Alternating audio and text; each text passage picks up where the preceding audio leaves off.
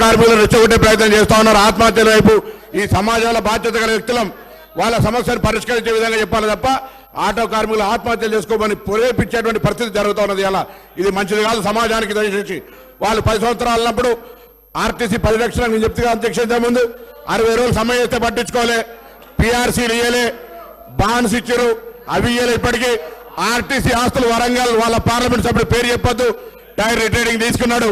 కరీంనగర్లో మాజీ పార్లమెంట్ సభ్యుడు ఒక మల్టీప్లెక్స్ కాంప్లెక్స్ కట్టుకున్నాడు.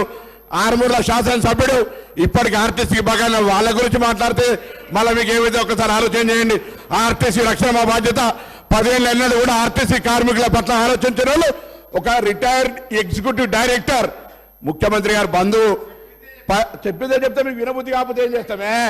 4 ఏళ్ళు ఎండీ పెట్టుకున్నారు, 4 ఏళ్ళు మేనేజర్ పెట్టుకొని ఆర్టీసీని నిర్వీర్యం చేసిన అధ్యక్ష. ఇవాళ నేను చెప్తా ఉన్నా, ఇలా ఆర్టీసీ మంత్రిగా ప్రభుత్వం పూర్తి స్వేచ్ఛ ఇచ్చింది.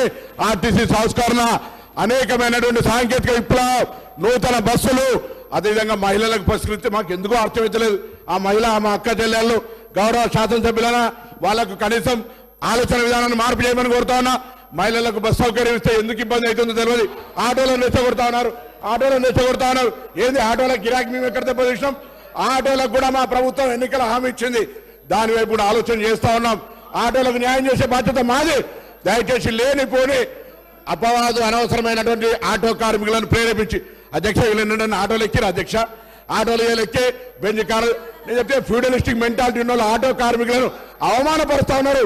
ఇది మంచిది కాదనేటువంటి మాట మళ్ళొక్కసారి మీరు ఆటో కార్మికుల పక్షాన ఒక బీసీ బిడ్డగా అందులో ఉన్నటువంటి వృత్తి చేసుకున్న మైనార్టీ ఎస్సీ ఎస్టీ బీసీలను అవమానపరుస్తా ఉన్నారు. ఇది